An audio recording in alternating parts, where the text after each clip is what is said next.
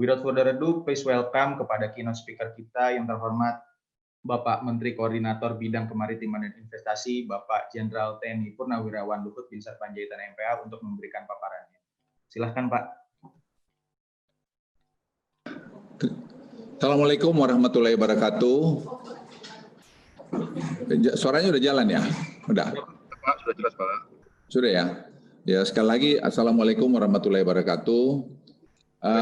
Saya minta maaf terlambat karena tadi pas ada yang saya nggak bisa hindari, ada apa namanya meeting yang saya nggak bisa hindarin tadi per telepon. Ya. Saya ingin mulai masalah apa namanya pertumbuhan ekonomi kita. Ekonomi kita ini sekarang ada 3 engine of growth. Satu adalah tadi bicara apa hilirisasi tadi yang saya atau investasi di sini. Yang kedua sebenarnya ya adalah apa namanya APBN, kemudian stimulus yang ada di pemerintah. Jadi stimulus yang sekarang jalan, kemudian tadi APBN, yang ketiga tadi hilirisasi ini, investasi hilirisasi. Nah ini yang perlu tadi sudah disinggung, menurut saya Kaltim itu harus melihat juga masalah ini. Ini saya contoh sekarang yang sedang terjadi. Ya saya ulangi yang sedang terjadi di apa namanya Morowali, Konawe Utara, dan juga di WDB dan juga di Bintan. Jadi ini nilai proyek ini begini besar. Dan semua adalah nilai tambah karena sebenarnya tadi sudah disinggung apa namanya harga komoditi itu cenderung turun tajam dibandingkan turunannya. Jadi seperti stainless ini sekarang permintaannya itu sangat bagus. Jadi kita tahun ini malah ekspor kita dari Indonesia itu untuk apa stainless steel itu sampai dekat 10 miliar dolar. Itu yang membantu ekonomi kita luar biasa. Nah di Kalimantan Timur ini menurut hemat saya itu juga perlu kita lihat hilirisasi apa yang harus kita lakukan. Kemarin ada Bakri punya apa namanya itu coal to methanol. Itu juga satu yang bagus sekali. Nah coal to methanol ini karena metanol ini kita butuhkan untuk tadi mengapa namanya membantu B30 nanti atau ke B40 karena kita tidak perlu impor. Jadi kebutuhan kita bisa kita penuhin sendiri. Nah ini juga kombinasi semacam ini perlu di Kalimantan Timur ini melihat. Karena Kalimantan Timur ini pada dasarnya kan hidupnya tambang. Nah tambang itu harus kita buat supaya betul-betul kita pakai pada nilai tambah. Nah pertumbuhan ekonomi Kalimantan kalau boleh saya ke slide sedikit. Ini kita lihat itu Kalimantan Timur ini PDB 2019. Nominal PDB harganya itu kira-kira 653 triliun. Ini kita lihat potensi next slide. Potensi kontraksi PDB Kalimantan Timur tahun 2020 akan terjadi akibat efek pandemi ini tadi. Tapi saya minta juga pada kita semua, kalau kita tadi dorong terus tadi hilirisasi ini, itu juga akan banyak nanti membantu kita. Misalnya lagi tadi kelapa sawit. Kalimantan Timur kan kelapa sawitnya juga lumayan. Nah itu jangan sampai hanya berhenti di situ. Kalau bisa tadi juga masuk dari bagian 30, B30, kemudian turunannya seterusnya. Jadi sekarang ini kalau Anda mau maju di Kalimantan Timur, ini Bapak Gubernur kalau di sini, itu tolong diperhatikan. Jadi jangan kita ribut seperti orang-orang di Jakarta ribut mengenai tenaga asingnya. Kita bisa butuh tenaga asing untuk melakukan lompatan apa yang disebut leapfrog tadi itu. Jadi mengejar teknologi. Karena kalau kita murut dari bawah itu nanti akan membutuhkan waktu yang panjang. Nah, kontribusi sektor pertambangan dan perkebunan signifikan di Kalimantan Timur. Nah, ini saya minta Bapak Ibu sekalian, tolong dilihat ini.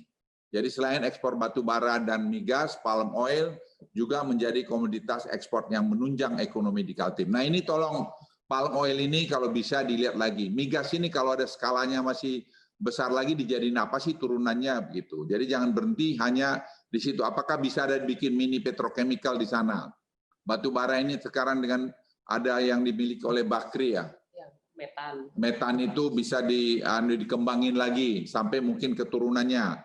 Itu juga coba dilihat lagi. Jadi pertanian supaya Kalimantan Timur ini sustain. Apalagi nanti kalau ibu kota jadi pindah ke situ, ini juga nanti punya kelebihan sana. Pertanian saya pikir dengan turunannya, coba dicari high hill yang ada di sana. Jadi jangan hanya bertumpu kepada hasil komoditi saja. Nah, inflasi saya pikir tadi Bapak Ibu sekalian lihat ini inflasi bulanan, inflasi tahun kalender, inflasi tahunan sebenarnya cukup rendah ya. Jadi sebenarnya masih jauh daripada inflasi rata-rata nasional. Kemudian indeks pembangunan manusia ini selalu di atas rata-rata nasional dan perlu terus dipertahankan. Ini saya pikir pendidikan di tempat bapak-bapak, di tempat di kalian tim ini perlu dibuat. Kalau menurut saya sih sebenarnya kenapa tidak diajak tambang itu membantu membangun politeknik yang berkualitas. Jadi politeknik khusus tambang, seperti yang terjadi di Morowali, di Konawe Utara, di WDB. Kami wajibkan dan juga di mana namanya di Bintan. Kami wajibkan mereka membantu kerjasama politeknik bersama-sama Pemda dan Kementerian Pendidikan dan Kementerian Perindustrian. Sehingga daerah itu kualitas pendidikannya juga jalan. Nah, pegawainya juga dari dalam. Itu satu proses yang butuh waktu. Nah, saran saya Pemda harus inisiatif melakukan itu dan bisa kita fasilitasi. Dan Kementerian Perindustrian senang dan Kementerian Pendidikan juga senang melakukan itu. Tapi dari bawah Bapak harus kejar Pak dengan perusahaan tadi itu. Jadi jangan hanya soal penerimaan revenue saja, jadi CSR-nya mungkin tadi digunakan untuk pembangunan politeknik sesuai bidang yang dibutuhkan di sana. Pemberantasan kemiskinan juga kalau kita lihat di Kaltim ini cukup baik dan itu saya kira kalau harus dipertahankan walaupun tentu dalam konteks selama pandemi ini agak memburuk, tapi juga overall saya kira masih bagus. Rasio ketimpangan di Gini di Kalimantan Timur kalau data-data yang Bapak lihat ini rata-rata indeks ketimpangan Kaltim 2019 itu masih 0,335. Jadi pada tahun 2019 rasio ketimpangan di Kalimantan Timur lebih baik dari rata-rata nasional. Jadi Kalimantan Timur ini sebenarnya masih sangat oke banget kalau dilihat dengan rata-rata nasional. Namun Pemda Kaltim perlu memitigasi tren peningkatan Gini rasio ketika ekonomi global dan nasional kembali menggeliat. Sekarang dari rapat kami kemarin, kelihatan itu orang traveling, orang perjalanan mulai meningkat. Jadi ekonomi itu mulai jalan. Kemudian orang yang mesan gandum, mesan tepung untuk pembuatan juga mulai meningkat. Pertumbuhan investasi Kalimantan Timur 2020 kalau kita lihat chart ini, secara nominal realisasi total investasi dan investasi asing mengalami penurunan walaupun jumlahnya proyek meningkat lebih dari 2 kali lipat dari tahun 2018. Kaltim perlu fokus pada kualitas investasi. Nah, ini yang saya minta nanti juga jangan dipersulit di Pemda mengenai investor yang datang. Yang perlu Anda tadi perhatikan adalah bahwa dia jangan membawa teknologi yang merusak lingkungan. Itu penting walaupun kita pengen investor tapi jangan investor yang membawa masalah lingkungan, itu sangat penting saya minta. Dan kedua, kalau dalam skala yang lebih besar, upayakan mereka membantu juga pendidikan. Karena itu ujung-ujungnya para pemimpin daerah ini, gubernur, bupati, wali kota, itu tugas Anda juga untuk mencerdaskan rakyat di mana Anda menjabat. Kemudian prinsip investasi yang berkualitas, rule of thumb tadi yang sudah saya jelaskan. Itu harus industri yang nilai tambah. Jangan lagi hanya ekspor raw material aja. Coba didorong ini. Terus menggunakan tenaga kerja lokal. Nah, tenaga kerja lokal ini kalau tidak dilatih, ya bagaimana? Ya, kemudian transfer teknologi, apa teknologi yang mereka dapat? Seperti di Morowali, saya beri model. Bagaimana sekarang itu kita minta supaya mereka melatih sarjana-sarjana kita sekolah juga ke Cina, ekstrak kobalt dari low grade nickel ore. Itu mereka belajar sekarang ke Cina. Ada berapa puluh itu sarjana-sarjana kita dari TB, UI segala macam itu. Dan kemudian mereka membuat lab di sana untuk riset lithium baterai. Itu transfer teknologi juga. Dan kemudian teknologi yang ramah lingkungan. Ini saya kira perlu menjadi perhatian kita semua. Kemudian next slide kita lihat Kalimantan Timur ini investasi renewable energy itu dan green industry itu adalah sekarang masa depan. Nah, oleh karena itu potensi energi dari PLTA ada 5,6 gigawatt ini potensi yang disurvei ada 1,4. Nah, ini perlu dilihat untuk membuat mungkin smelter di sana, smelting untuk dengan green energy mendapatkan nanti produk green product. Nah, ini perlu saya kira selama Kalimantan Timur melakukan studi. Nah, jualan Anda karena pada tahun 2027 2030 di Eropa tidak ada lagi mobil yang pakai mobil fosil. Jadi fosil fuel. Dan sekarang mereka sudah akan pakai lithium baterai. Dan mereka akan mengedepankan produk-produk yang pakai green energy atau renewable energy. Jadi sekarang Kalimantan Timur, Anda supaya harus melihat ini, peluang ini. Jadi ada peluang, saya yang jelaskan, dan itu terjadi sekarang ini. Kemudian green energy, hydropower for green industry, saya sudah singgung tadi, green city. Ini yang orang minta sekarang. Ada sungai, makanya lingkungan ditata, jangan sampai hutannya dipotongin semua lagi, sehingga airnya nggak jalan, sungainya kering. Ini serious matter. Anda sudah lihat energi bersih untuk ibu kota negara, green steel dan industri hilir, pengolahan mineral, industri gasifikasi batu bara, industri pengolahan biodiesel palm oil. Ini kalau Bapak Ibu sekalian di Kalimantan Timur perhatikan, ini akan membuat satu yang baik. Ini Sungai Mahakam 980 km panjangnya. Itu bukan tidak banyak potensi seperti saya singgung awal tadi, hydropower. Bapak tolong studi, carikan studinya ini supaya bisa jalan. Rencana investasi hydropower, green energy, dan green industri di Indonesia ini sudah saya dorong, itu ada di Kalimantan Utara, itu Sungai Kayan, di situ ada hampir 10.000 megawatt. Nanti di ujungnya di daerah dekat lautnya kita akan bikin industri green smelter dan green product. Inilah jualan kita nanti setelah tahun 2027 sampai ke depannya. Karena kita nanti akan produksi lithium baterai dengan green energy. Nah, jadi berpikir kita harus seperti itu. Kita fokus sekarang Kalimantan dan Papua. Rencana pembangunan PLTA karena di Papua ada 20.000 megawatt. Nah, sekarang kalau sebenarnya di studi yang Mahakam ini, saya tidak tahu berapa ribu megawatt nanti bisa kita dapat dari sana. Nah, apa yang mau kita smelting di sana banyak. Nanti orang cari karena cost-nya hydropower ini adalah kira-kira 3-4 sen per kilowatt hour. Mana yang bisa kalahkan kita di dunia? Karena rata-rata dengan dengan batu bara itu 6 sen per kilowatt hour atau dengan gas juga begitu. Kalau di Jepang atau di Cina mungkin harga itu sampai dengan 9-12 sen per kilowatt hour. Malah kalau di Jepang mungkin 17 sen per kilowatt hour. Nah, ini saya pikir tadi telah mengidentifikasi 5 lokasi potensial investasi hydropower di Kalimantan Timur dengan kapasitas, sudah ada 1,1 gigawatt. Anda udah bikin ini, sudah bisa bikin berapa smelter gitu. Smelting untuk apa aja. Bisa aja bahan yang kita impor dari Australia. Karena cost-nya dia kalau di smelting di Australia kan lebih mahal. Apalagi nanti ke negara lain. Karena cost transportation cost-nya naik. Jadi saya simpulkan Bapak Ibu sekalian, performance daripada ekonomi Kalimantan Timur ini cukup baik. Namun perlu didorong diversifikasi agar ekonomi tidak hanya ditopang ditopang dengan nilai-nilai yang komoditi saja. Tapi kita harus masuk kepada nilai tambah, ini saya kira penting. Jadi kalau pemimpin-pemimpin di sana, Bapak Gubernur, Bupati, Wali Kota, tolong Anda berpikir ke sana.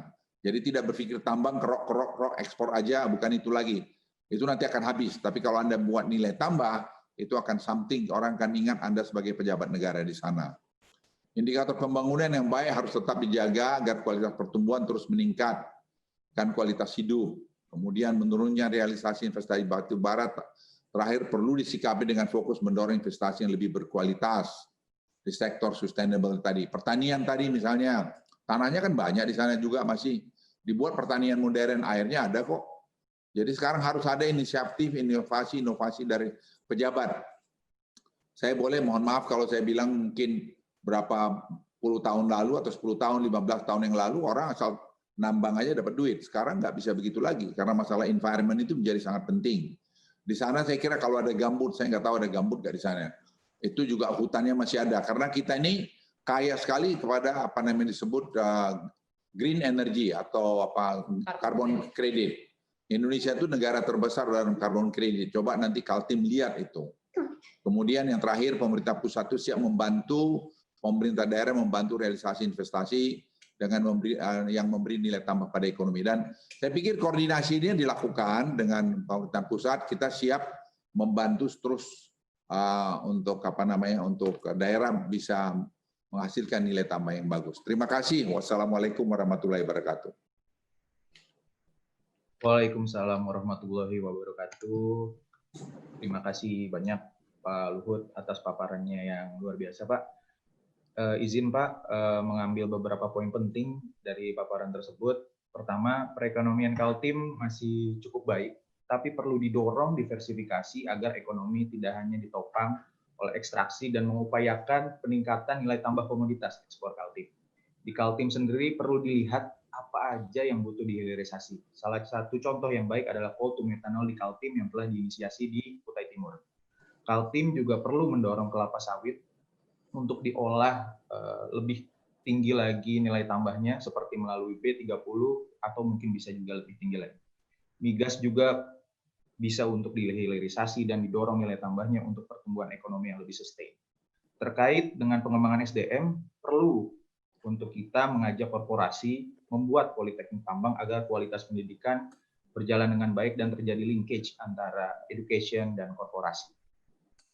Selain itu, membawa investor itu sangat penting, namun isu lingkungan memang benar-benar harus diperhatikan agar mewujudkan prinsip investasi yang berkualitas, industri yang bernilai tambah, menggunakan tenaga kerja lokal, dan teknologi ramah lingkungan. Selain itu, Kaltim perlu melakukan studi lebih lanjut mengenai investasi renewable energy dan green industry karena dalam tatanan global, renewable energy telah mulai berkembang. Apalagi Kaltim punya potensi hidropower yang cukup besar melalui Sungai Mahakam. Terakhir, kata kunci dari paparan Pak Luhut ini adalah inovasi untuk hilirisasi. Pak Luhut, izin Pak, kami sudah mengumpulkan pertanyaan yang kami peroleh dari survei yang kami sebarkan kepada seluruh undangan sebelum pelaksanaan webinar ini. Telah kami dapatkan 3 pertanyaan terpilih. Izin dibacakan 3-tiganya dulu atau satu-satu, Pak? Silakan aja, saya ikut aja. Oke, satu-satu aja, Pak ya. Izin. Pertama, Pak, pertanyaan dari Pak Tutuk S. Cahyono, Kepala Perwakilan BI Kaltim. Apa strategi pemerintah pusat untuk benar-benar dapat merealisasikan investor berkualitas agar mau masuk ke KEK atau KI di Kaltim yang selama ini minim investor?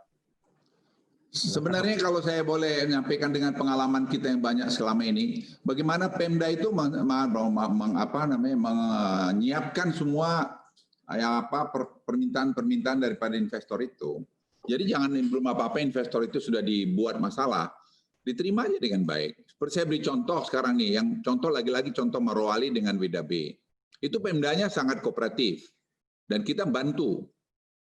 Nah, akhirnya Anda tidak bisa membayang karena belum pernah. Mungkin nanti Rifki, Anda sebagai moderator, pergilah lihat Morowali.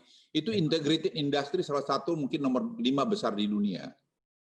Itu sekarang lapangan kerja dari orang kita di sana sudah 45.000. Dan itu kualitas gajinya paling rendah tuh 5-6 juta. Ya, itu yang orang tidak tahu. Orang hanya bicara TKA. TKA itu kita datangkan untuk membuat lapangan kerja. Kemarin kita datangkan TKA itu misalnya 200 orang. Tapi yang kita minta sekarang berapa? 5.000 orang untuk masuk kerja di sana. Nah, kita minta sama Pemda, tapi juga kualitas. Ternyata kita punya masalah lagi dengan kualitas. Jadi harus ada training lagi. Jadi menurut saya Pemda itu harus punya visi ke depan. Kalau mau kita mengalahkan Vietnam, mengalahkan negara-negara lain yang membuka negaranya itu bersahabat pada investor. Itu aja sebenarnya, sederhana menurut saya. Kemarin saya di Bintan. Bintan itu mereka boksit. Boksit itu dia olah menjadi alumina. Alumina turunannya masih banyak sekali lagi. Itu 5,5 miliar dolar. Dan itu tidak akan habis-habisnya karena ada recycle lagi kita buat. Sehingga seperti yang di Morowali itu semua sekarang kita buat terintegrasi. Morowali itu sekarang lithium baterai yang diproduksi nanti kita recycling lagi di sana. Itu bisa diekstrak 99,3%. Jadi Anda bayangkan sekarang kita ini menjadi apa yang disebut global supply chain. Kita ada masuk. Itu sebabnya Indonesia dibawa ke WTO oleh orang negara-negara Eropa karena kita tidak mau lagi ekspor raw material kita ke sana. Ngapain kita ekspor? Kita bikin dalam negeri dong, nilai tambahnya. Dapat tadi nilai tambah, seperti contoh tadi, dapat pajak, dapat lapangan kerja, dapat teknologi. Ya kita rakyat kita akan makmur.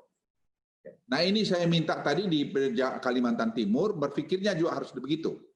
Jadi berpikir harus terintegrasi, tidak bisa berpikir segmented. Itu yang terjadi di kita ini. Dan saya mengalami sekarang ini semua, dan itu Presiden minta kita perbaikin itu. Kita terobos semua itu. Jadi tidak boleh berpikir segmented, kita harus berpikir terintegrasi, holistik. Supaya itu masalah selesai. Saya dikritik-kritik soal tenaga kerja asing itu ya tidak apa-apa. Tapi saya sedihnya tidak paham bahwa itu adalah batu loncatan kita untuk kita bisa satu level sama mereka. Itu yang disebut bahasa kerennya tuh leapfrog atau loncatan kata. Karena kalau tidak kita akan urut kacang. Kalau urut kacang kapan kita mau sampai di situ? Sekarang di Morowali itu kalau Anda pergi akan lihat di research mengenai apa namanya lithium baterai. Itu research center. Akibatnya apa? Anak Indonesia tadi yang tidak lapangan kerja yang dikirim sekolah ke MIT, ke Harvard, saya ketemu di Washington, bulan Februari kemarin, itu dia kembali mau jadi researcher di sana. Dia dari ITB. Tapi karena nggak ada tempat dia bekerja dalam bidang metalurgi ya, Dok? Hidrometalurgi. Saya ulangi, hidrometalurgi. Dia dari MIT, dia kerjalah di mana nama itu research centernya itu? BOS Research Center. Kemarin saya tawarkan, mau nggak kamu kerja di Indonesia Research Center yang ada di Morowali? Dia bilang mau Pak. Jadi ini yang harus kita mimpikan, bisa. Tapi bahwa itu adalah satu berproses, itu yang kita tidak boleh, yang kita harus sabar. Nggak bisa kita ini geruduk-geruduk aja. Yang saya sedih itu. Jadi generasi kamu lihat itu bahwa ada perubahan di sana. Ada sekarang kita bikin hilirisasi boksit, ada hilirisasi nikel ore, ada hilirisasi dari koper. Yang dari dari Freeport. Itu saya suruh bikin hilirisasi supaya tiga-tiga tadi ini nanti ada tin lagi, itu bisa kita kawinkan nanti produknya. Macam-macam itu bisa jadi mobil. Mungkin ada bisa slide mobil itu nanti. Bayangkan. Silakan.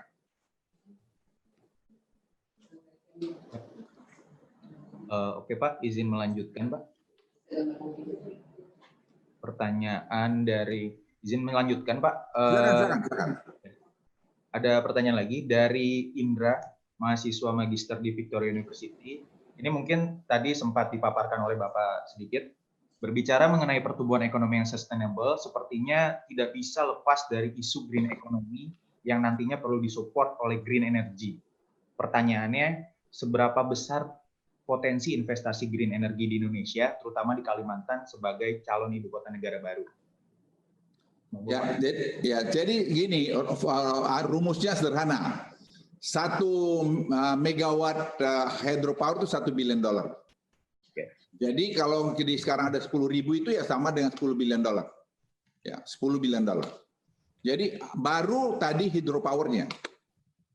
Ya, belum ada bicara smelternya. Jadi kalau ada yang tadi di Kalimantan Utara yang di Sungai Kayan itu ada dekat 10.000 megawatt, ya make it simple 10 miliar dolar baru listriknya. Baru nanti kau bicara nanti smelternya. Smelternya itu saya nggak tahu berapa sekarang kapasitas yang berapa, Dok? Seperti di Morowali itu berapa tuh investasinya? Oh, yang di Morowali realisasi investasi sekarang sudah 6,1 bilion. Ya, seperti sana smelternya mereka sudah bangun 6,1 miliar dolar. Ya. Karena apa? Kalau di Kalimantan nanti tidak akan ada yang bisa melawan mereka, melawan kalian. Kenapa? Harga listriknya itu nanti awalnya mungkin 4 senan per kilowatt hour. Tapi kalau dia sudah jalan seperti yang di Danau Toba, di mana namanya itu di Inalum, itu sekarang hanya 1,9 sen.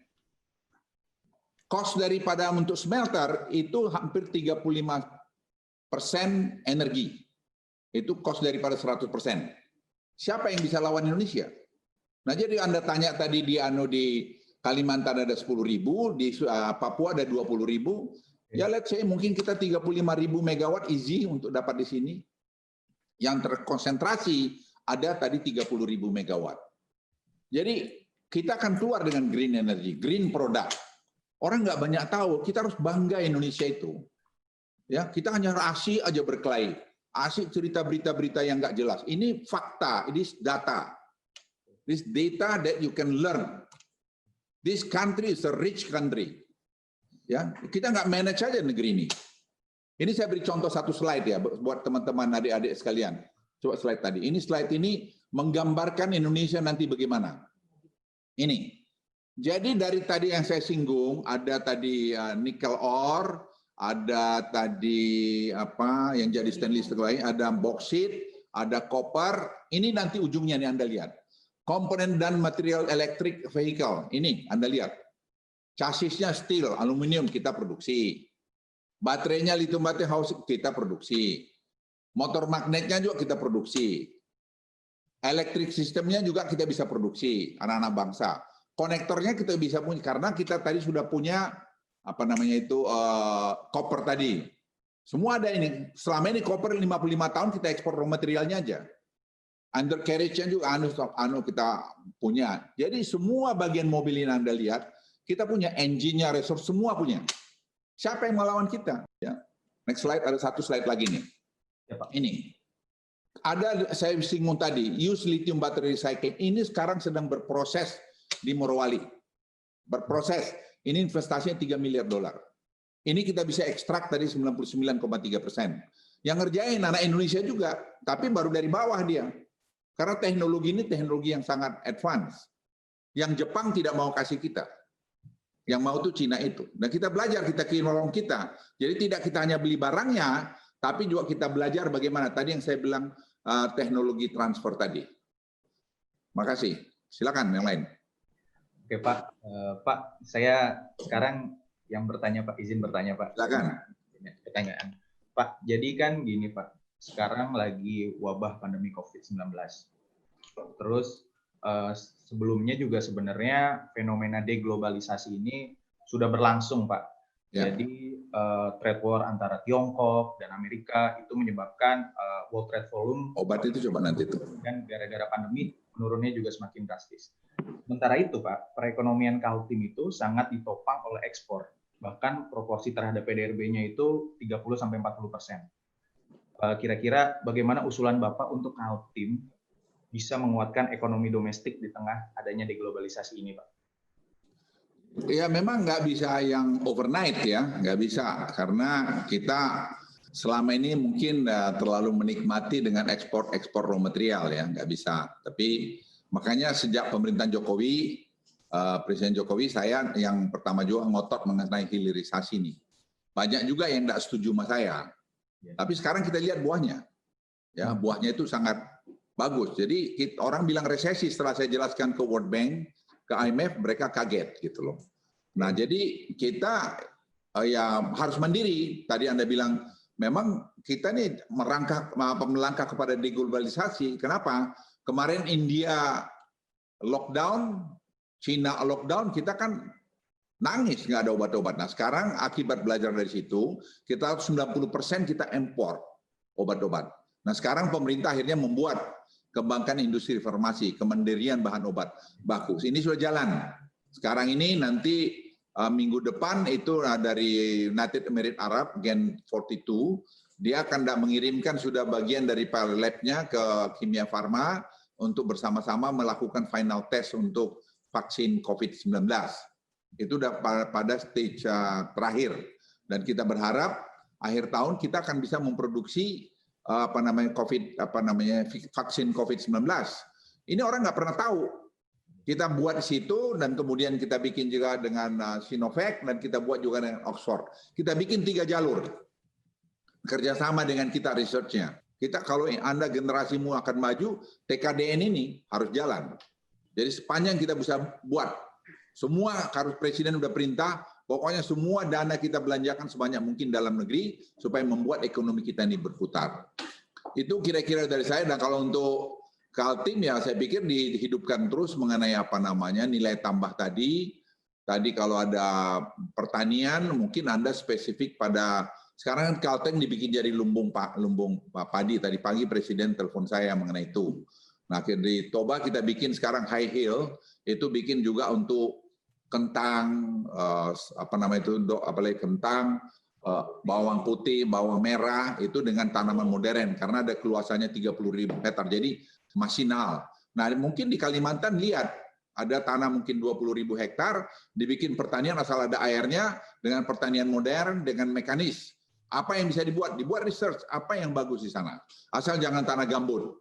Saya kira sekarang ini sangat bisa sekali. Jadi kalau saran saya, Kalimantan Timur ini cari mungkin 30 atau 100.000 hektar tanah, Anda bikin nanti pertanian yang mekanis, bisa kerjasama dengan Taipei, ya Taiwan, bisa kerjasama United Emirates Arab, karena mereka nanya, Menteri Suhailnya telepon saya terus, dia mau kalau ada tanah. Jadi saya tantang sekarang, apa Kaltim, kalau Kaltim punya tanah berapa 50.000 hektar atau 40.000 hektar untuk tadi pertanian modern, itu apa bisa sampaikan ke saya. Langsung berikan aja tadi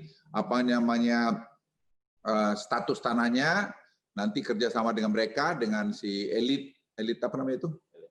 Elit Agro yang dari United Emirates Arab, dia bisa saya telepon anytime. Jadi dari nanti Kaltim bisa nanti kontak saya.